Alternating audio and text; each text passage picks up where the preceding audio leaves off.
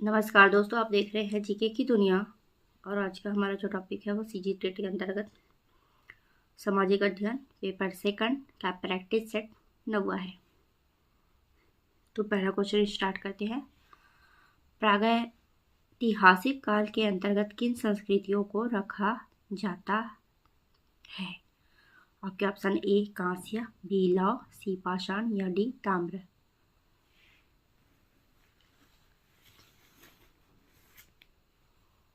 इसका right answer है जाएगा ऑप्शन नंबर सी पाषाण।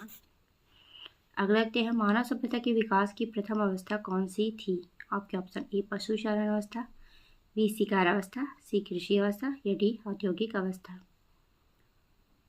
92 का सही आंसर आ जाएगा ऑप्शन नंबर बी शिकार अवस्था। अगला देखते हैं, प्रागैतिहासिक काल के उपकरण व हथियार किससे बनाए जाते थे? आपके ऑप्शन ए लोहा, बी तांबा, सी कांसा या डी पत्थर।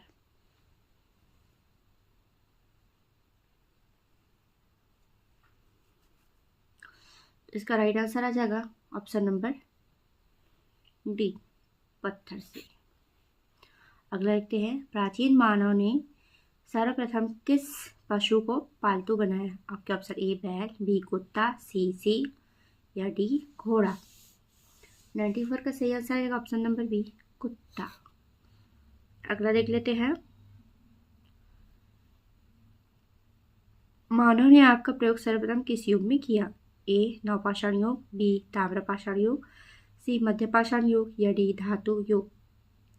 95 का सही आंसर है ऑप्शन नंबर ए नवपाषाण युग में। अगला है, मानव ने कृषि कार्य किस युग से आरंभ किया? आपके ऑप्शन ए पूरा पाषाण युग, बी मध्यपाषाण युग, सी नवपाषाण युग या डी धातु युग। तो कृषि का बोल रहे हैं तो कृषि का आ जाएगा आपका नवपाषाण युग। कृषि भी नवपाषाण युग में हुआ था।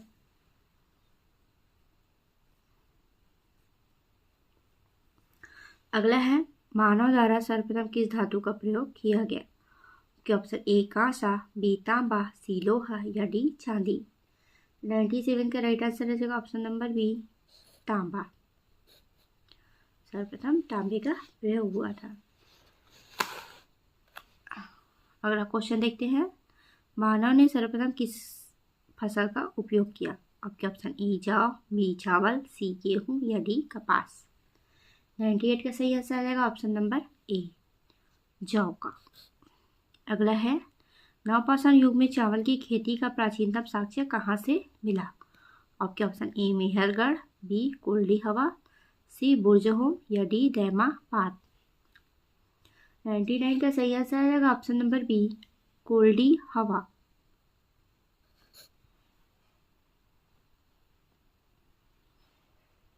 नवपाषाण युग में कोल्डी हवा। अगला देखते हैं, सिंधु घाटी सभ्यता किस काल की सभ्यता मानी जाती है? ए पूरा पाषाण काल, बी लौह काल, सी कांस्य काल या डी महापाषाण काल। तो इसका राइट आंसर आ जाएगा ऑप्शन नंबर सी कांस्य काल। अगला देखते हैं, हड़प्पा की खुदाई सर्वप्रथम कब हुई?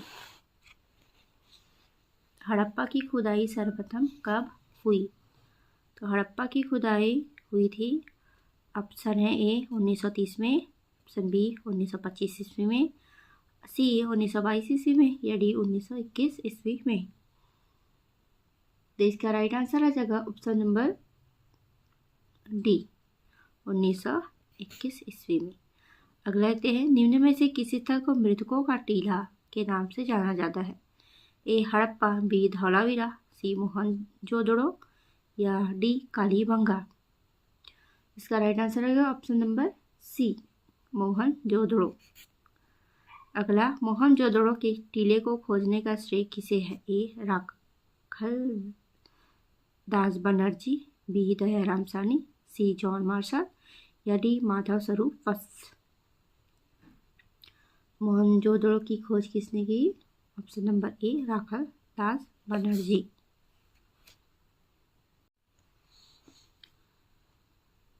अगला क्वेश्चन देखते हैं, हड़प्पा सभ्यता में विशाल स्नानागार का साक्ष्य कहाँ से प्राप्त हुआ? A Harappa, B Mohenjodaro, C Lothal या डी धौलावीरा।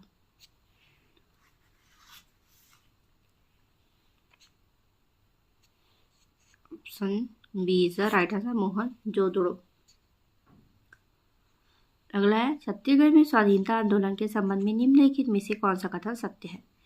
आपके ऑप्शन ए, पंडित सुंदरलाल शर्मा ने वर्ष 1920 में कंडेल नहर सत्याग्रह का नेतृत्व किया। बी, सविनय अवज्ञा आंदोलन में नमक सत्याग्रह छत्तीसगढ़ में हुआ। सी, छत्तीसगढ़ बंगाल और महाराष्ट्र के क्रांतिकारियों का केंद्र था। या डी, भारत छोड़ो आंदोलन छत्तीसगढ़ में शांतिपूर्वक चला।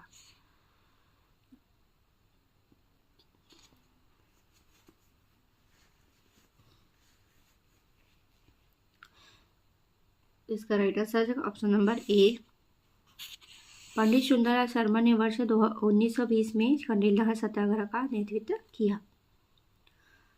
अगला देखते हैं, छत्तीसगढ़ सिंचाई विकास परियोजना की क्रियान्वयन अवधि है। ए,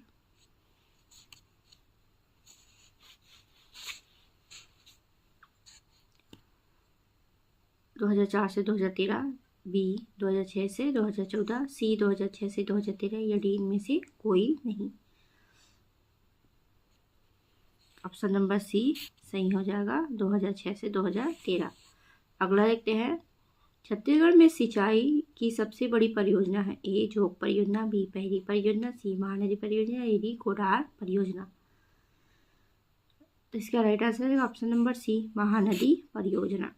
अगला देखते हैं, रैली प्रजाति का टसर कोसा छत्तीसगढ़ के किस जिले में प्रचुर मात्रा में प्राप्त होता है?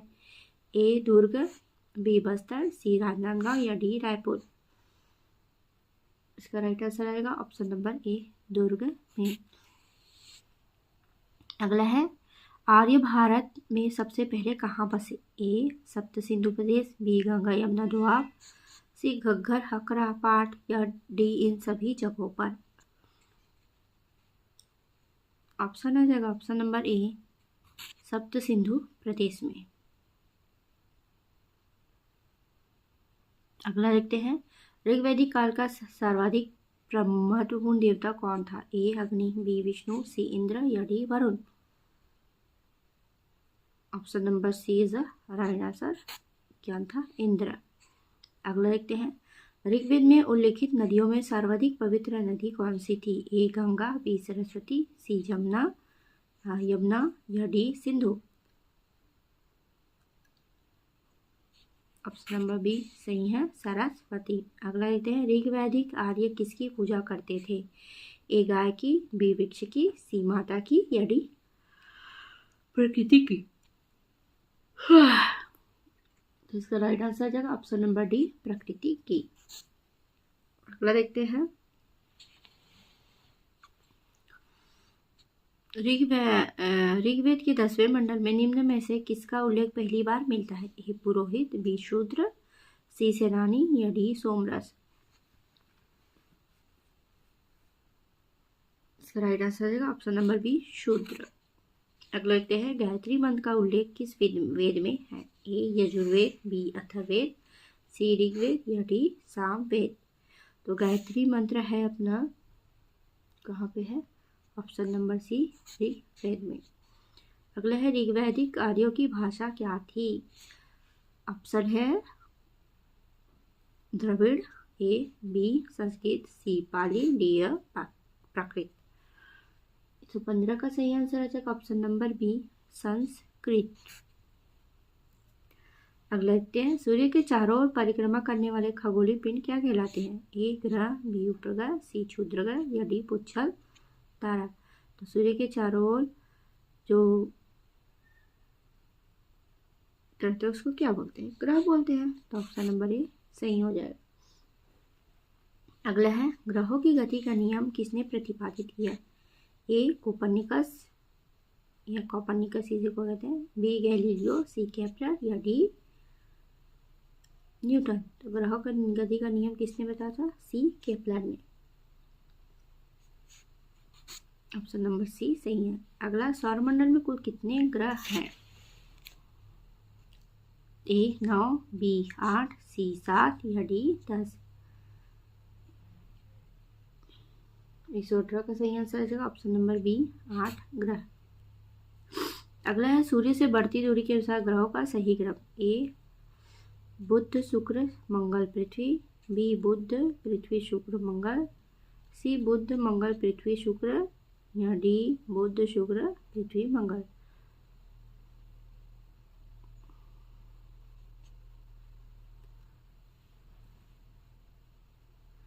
ऑप्शन नंबर डी है ना, पहले बुध आएगा, फिर शुक्र आएगा, फिर पृथ्वी, फिर मंगल।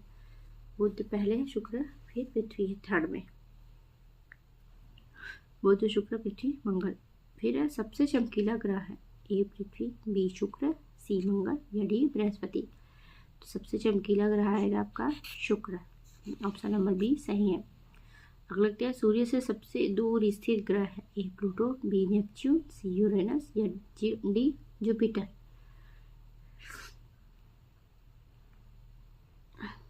एक 121 का सही आंसर आ जाएगा ऑप्शन नंबर बी नेपच्यून।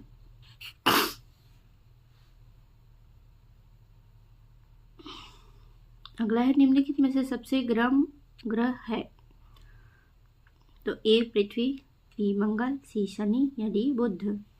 तो सबसे गर्म में आएगा बुध, क्योंकि बुध जो है सबसे पास में है किसके, सूर्य के, इसलिए डी इसका राइट आंसर आ जाएगा। अगला क्वेश्चन देखते हैं। सूर्य के धरातल का तापमान लगभग कितना होता है। A 3000 degree Celsius, B 5000 degree Celsius, C 6000 degree Celsius, या D 7000 degree Celsius. 123, C 6000 degree Celsius. अगला है सूर्य के संगठन में सहायक गैस है। ए ऑक्सीजन एवं नाइट्रोजन, बी हीलियम एवं ऑक्सीजन, सी हीलियम नाइट्रोजन, या डी हीलियम हाइड्रोजन। 124 का सही आंसर आ जाएगा ऑप्शन नंबर डी हीलियम और हाइड्रोजन। अगला देखते हैं बिना उपग्रह वाले ग्रह हैं। ए बुध एवं मंगल, बी मंगल एवं शुक्र, सी मंगल एवं वरुण, या डी बुध एवं शुक्र। तो बिना उपग्रह वाले ग्रह कौन से हैं, जिसका कोई भी ग्रह नहीं है। तो D is a right answer. Budh और शुक्र के कोई भी उपग्रह जो है नहीं है, बुध और शुक्र। अगला है सूर्य के प्रकाश को पृथ्वी पर पहुंचने में लगभग कितना समय लगता है। ए 8 मिनट, बी 9 मिनट, सी 7 मिनट, या D 8 second.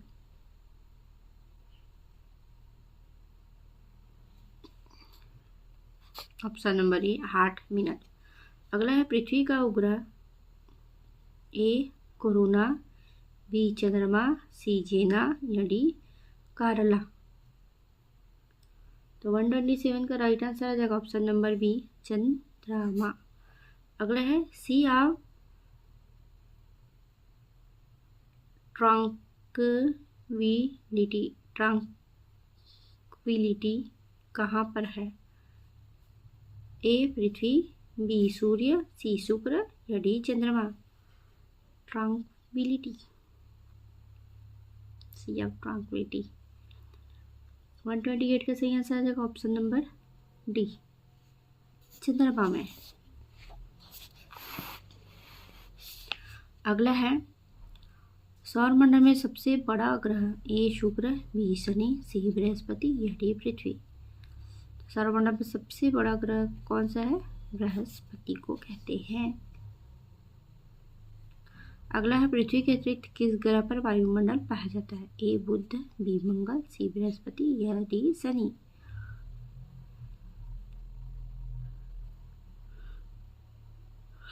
Option number B is the right answer, Mangal पर। 130 का है ना। अगला है नीला ग्रह के नाम से जाना जाता है। ए मंगल, बी पृथ्वी, सी शुक्र, या D Uranus. Option number B is the right answer, Prithvi का। अगला है सूर्य से पृथ्वी की दूरी कितनी है। A 149 million kilometre, B 150 million kilometre, C 236 million kilometre, या डी 256 मिलियन किलोमीटर। 132 का राइट आंसर आ जाएगा option number A, 149 million kilometre. अगला देखते हैं, पृथ्वी पर देर रात की अवधि कहाँ समान होती है? ए भूमध्य रेखा पर, बी मकर रेखा पर, सी कर्क रेखा पर या डी ध्रुवों पर। तो दिन और रात की समान अवधि कहाँ पर रहेगी? भूमध्य रेखा पर, मतलब ऑप्शन नंबर ए सही है। अगला देखते हैं, पृथ्वी पर दिन एवं रात होने का कारण है? ए पृथ्वी का अपने अक्ष पर घूर्णन, बी पृथ्वी की सापेक्ष सूर्य की गति, सी पृथ्वी के अक्ष का झुकाव या डी पृथ्वी का सूर्य के चारों ओर परिक्रमण। तो 134 का राइट आंसर है देखो ऑप्शन नंबर ए, पृथ्वी का अपने अक्ष पर घूर्णन। अगला है, पृथ्वी की अपनी गति कक्षा में गति, ए पश्चिम से पूर्व, बी पूर्व से पश्चिम, सी उत्तर से दक्षिण या डी दक्षिण से उत्तर। कैसे घूमती है? पश्चिम से पूर्व घूमती है शायद। कहाँ घूमेगी? पश्चिम से पूर्व, पूर्व से पश्चिम, पश्चिम से पूर्व घूमती है। अगला है, भारत की संविधान सभा किसके अनुसार गठित की गई? ए साइमन कमीशन का प्रस्ताव, बी क्रिप्स प्रस्ताव, सी माउंटबेटन योजना या डी कैबिनेट मिशन योजना। 136 का सही आंसर जाएगा option number D, cabinet mission योजना। अगला है, संविधान सभा के सदस्यों को निम्न में से किसने प्रत्यक्ष रूप से निर्वाचित किया? ए प्रांतों की विधानसभा, बी संघीय व्यवस्थापिका, सी ए और बी दोनों या डी इनमें से कोई नहीं। 137 का सही आंसर आ जाएगा ऑप्शन नंबर ए, प्रांतों की विधानसभा। अगला है, संविधान सभा की स्थापना कब हुई? ए 10 जून 1946, बी 9 दिसंबर 1946, सी 26 नवंबर 1949 या डी 26 दिसंबर 1949। तो 138 का सही आंसर आ जाएगा ऑप्शन नंबर डी, बी, 9 दिसंबर 1946 संविधान सभा की स्थापना। अगला है, केंद्र सरकार का निम्नलिखित में से कौन सा कार्यालय छत्तीसगढ़ में नहीं है? ए पासपोर्ट कार्यालय, बी कर्मचारी चयन आयोग, सी जियोलॉजिकल सर्वे ऑफ इंडिया या डी लोक सेवा आयोग। 139 का सही आंसर आ जाएगा ऑप्शन नंबर बी, कर्मचारी चयन आयोग। अगला है, निम्नलिखित में से कौन सा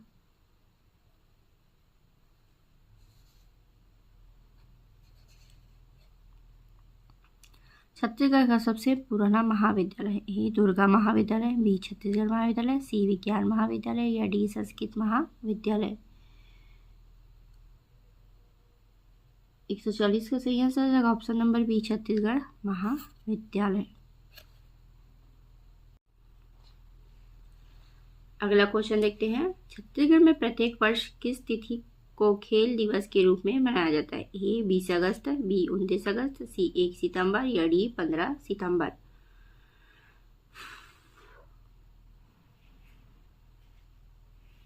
तो option number B is the right answer, 29 अगस्त है ना। अगला, छत्तीसगढ़ के प्रसिद्ध खिलाड़ी लेजली क्लाडियस निम्नलिखित में से किस खेल से संबंधित है? A football, B basketball, C hockey या डी मुक्केबाजी। 142 का सही आंसर आ जाएगा ऑप्शन नंबर सी, हॉकी से। अगला है, संविधान सभा में उद्देश्य प्रस्तावना किसने प्रस्तुत किया? ए सच्चिदानंद सिन्हा, बी वल्लभ भाई पटेल, सी राजेंद्र प्रसाद या डी जवाहरलाल नेहरू। 143 का सही आंसर आएगा option number D, Jawaharlal Nehru ने। अगला है, संविधान सभा में अंतिम रूप से संविधान को कब पारित कर दिया? ए 26 जनवरी 1950, बी 15 अगस्त 1947, सी 26 नवंबर 1949 या डी 2 अक्टूबर 1950। तो अंतिम रूप से संविधान सभा में कब पारित किया गया? तो यही वाला आएगा, कौन सा वाला आएगा? 144 का सही आंसर ऑप्शन नंबर सी, 26 नवंबर 1949 इस दिन पारित हुआ था।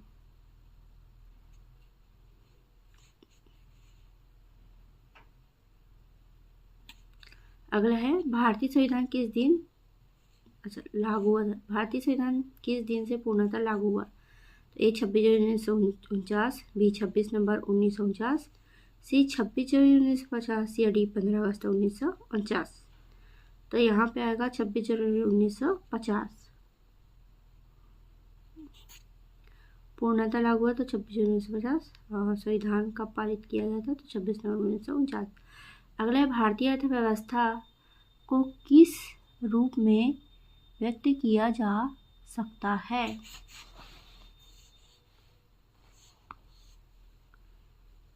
तो भारतीय अर्थव्यवस्था को किस रूप में व्यक्त किया जा सकता है। ए मिश्रित अर्थव्यवस्था, बी पूंजीवादी अर्थव्यवस्था, सी समाजवादी अर्थव्यवस्था या डी ग्रामीण अर्थव्यवस्था। 146 का सही आंसर आ जाएगा ऑप्शन नंबर ए मिश्रित अर्थव्यवस्था। अगला देखते हैं मिश्रित अर्थव्यवस्था का अर्थ है। ए बृहद एवं कुटीर उद्योग का सह अस्तित्व, बी औद्योगिक विकास में विदेशों का सहयोग, सी सार्वजनिक तथा निजी क्षेत्र का सह अस्तित्व या डी इनमें से कोई नहीं। 147 का सही आंसर है ऑप्शन नंबर सी सार्वजनिक तथा निजी क्षेत्र का सह अस्तित्व। अगला है आर्थिक विकास की दृष्टि से भारत ए विकसित राष्ट्र, बी विकासशील राष्ट्र, सी अविकसित राष्ट्र या डी अर्धविकसित राष्ट्र। 148 का सही आंसर आ जाएगा ऑप्शन नंबर बी विकासशील राष्ट्र। अगला है बंद अर्थव्यवस्था का तात्पर्य। ए आयात बंद, बी नियंत्रित पूंजी, सी निर्यात बंद या डी आयात निर्यात बंद। तो बंद अर्थव्यवस्था का तात्पर्य होता है डी आयात और निर्यात बंद।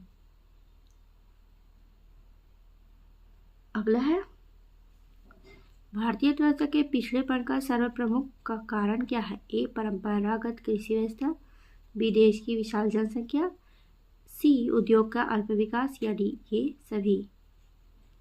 तो ऑप्शन नंबर डी ये सही है, सब चीज़ जो है सही है। तो दोस्तों ये है 60 महत्वपूर्ण एमसीक्यू क्वेश्चन जो आपके सीजीटेट के लिए बहुत ही महत्वपूर्ण है। तो दोस्तों वीडियो आपकी अच्छी लगे तो वीडियो को लाइक कर दीजिएगा, चैनल को सब्सक्राइब कर लीजिएगा। मैं ऐसे हर रोज नए नए वीडियो लेकर आती रहूँगी। तब तक tata bye bye, thank you for watching.